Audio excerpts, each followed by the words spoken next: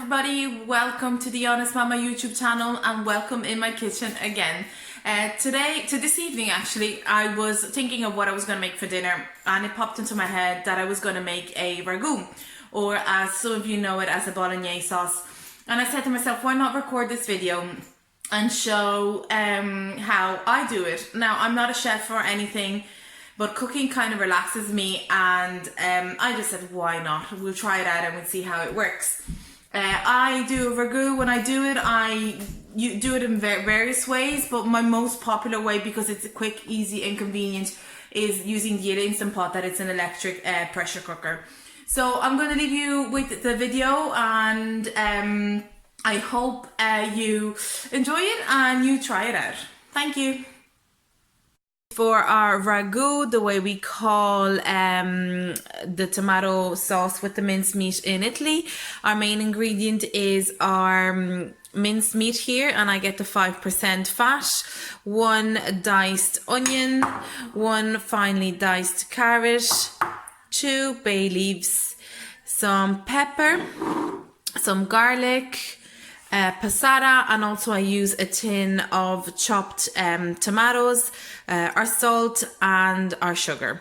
So I use the brand Cheerio, and I always like to use a smoother consistency mixed with the chopped tomatoes, just so to give it a bit of variety. So now, once the ingredients have been presented to you, we're going to go ahead and we're going to start our recipe in the Instant Pot. So here we are with our Instant Pot. So I'm going to place it to saute mode, okay? And then what I'm going to do is I'm going to place some extra virgin olive oil in the pot. Quite a bit. It's beeping because it's ready. Then what I'm going to do first is I'm going to place the onions in. And the carrot. And now I'm gonna wait for the sizzling action that it will take with the Instant Pot a second, and we're just gonna let them soften. So I'll be back once they start sizzling. So here we go. If you can hear the noise, it's starting to sizzle. So we're just gonna let them sizzle away for a little bit around the pot, and then once that's done, we're gonna add in the meat. So here we go. Hear the sound, hear this music of the sizzling away. I must say the Instant Pot is a good equipment to have into the kitchen, because it makes you have a lot of meals with half of the time that you would use if you were using maybe a slower cooker. Now, I'm not saying the slow cooker is worse or the Instant Pot is better. I'm not saying any of that. I'm just saying that for me, for my own preference, I would prefer something done quite faster. So I decided to use the option of the Instant Pot. I've done quite a few meals with it, quite a few dishes. It did take me a while at the beginning actually to get used to it, but in the end, we became friends. I've learned how to use it, and sometimes also without following a recipe. Now, I'm not following any recipe here. This is just what I do constantly when I'm making a tomato sauce, ragu, the way we call it, ragu. So now I'm going to go ahead and I'm going to add in 454 grams of minced meat. And now we're just going to have to play around and break it up and wait for it to brown. But before I do that, I want to add a pinch of salt. Now, a little bit of pepper and a little bit of garlic.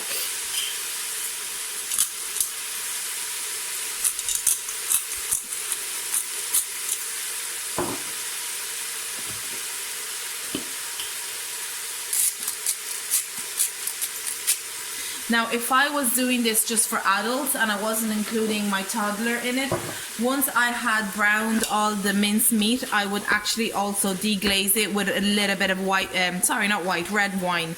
But because my son is going to eat this as well, maybe not tonight, but probably tomorrow, I'm just gonna let it cool down, pop it in the fridge, and then reheat it in a pot tomorrow.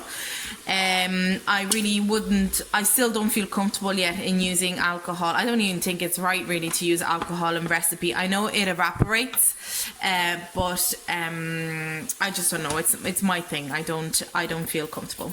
So what we're going to do is we're going to wait and let this brown meanwhile, and then I'll be back to you in a second. So as you can see, the meat is browned off. So what I'm going to do now is I'm going to place all the other ingredients. So I'm going to open the passata. I'm going to pop it in.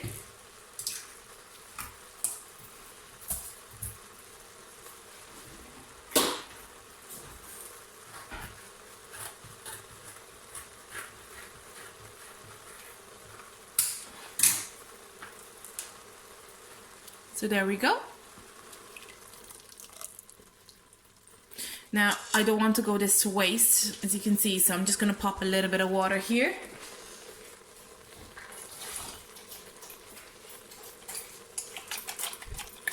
Swirl it around, pop it in. A little bit more, because I haven't cleaned it all completely. And swirl it in. And then I'm going to also grab the tin of chopped tomatoes. I'm just going to pop that in as well. Sorry for the splashes. Again, I'm going to place water. I'm actually going to fill the whole tin of water. Pop it in. Just going to give it a little bit of a stir.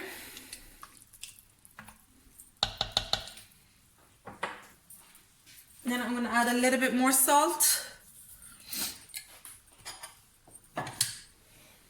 Half a teaspoon or maybe nearly a full teaspoon of sugar.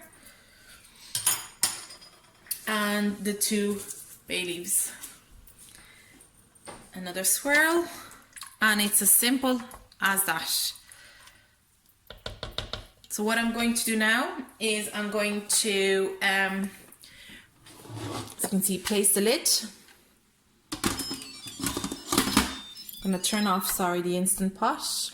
I'm going to place the lid, put it to close.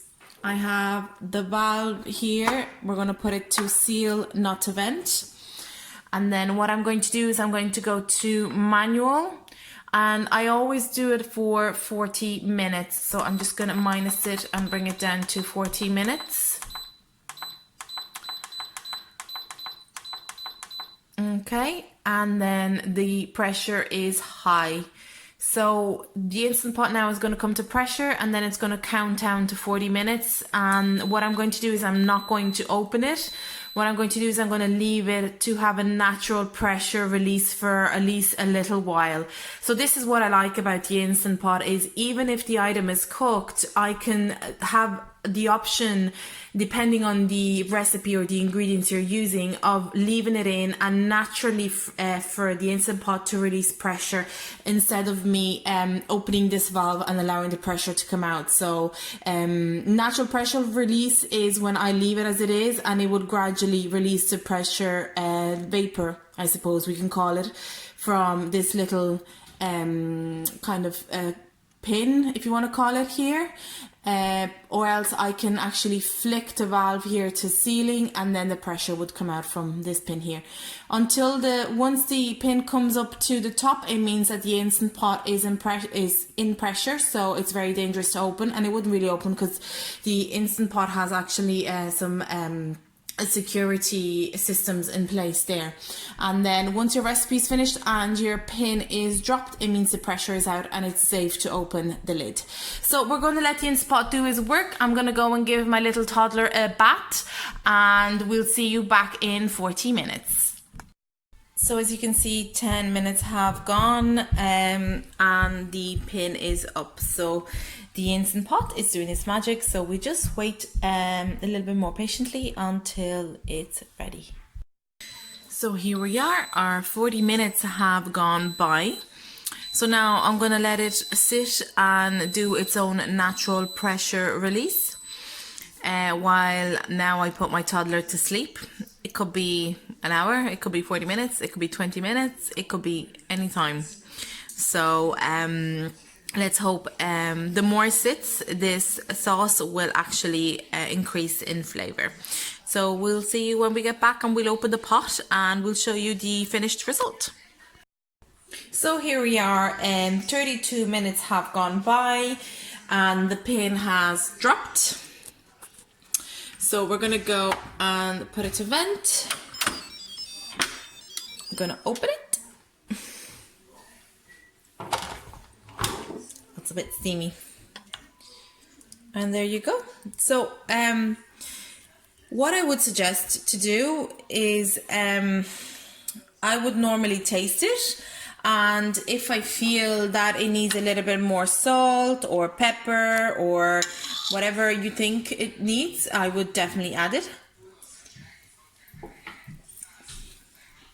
I probably would add just a fraction of salt more, and I would let it reduce as well, because to me it's still a little bit too liquidy. So what I'm going to do, I'm going to put this press the saute button, add the a bit of salt, and let it bubble away so it reduces a tiny bit. So the only thing I wanted to say here is that I just want you to notice that how I haven't dirtied any pot or dishes or anything like that. I've done everything in one pot. So minimal mess and high efficiency. So it's on now. It's going to go on saute, and we're going to let it reduce for a little while, and then we're going to cook our pasta and put our ragu over our pasta. So here we go. As you can see, the sauce is bubbling up and it has thickened a bit. So now we're going to cook our pasta and enjoy this ragu. So here's our ragu with our pasta. If you would like it, you could sprinkle also a bit of Parmigiano cheese on it. So here we go. Our recipe is finished. This is our finished product. So if you have liked this video, please give me a thumbs up and subscribe. Thank you again for your support, and hope you enjoy the recipe.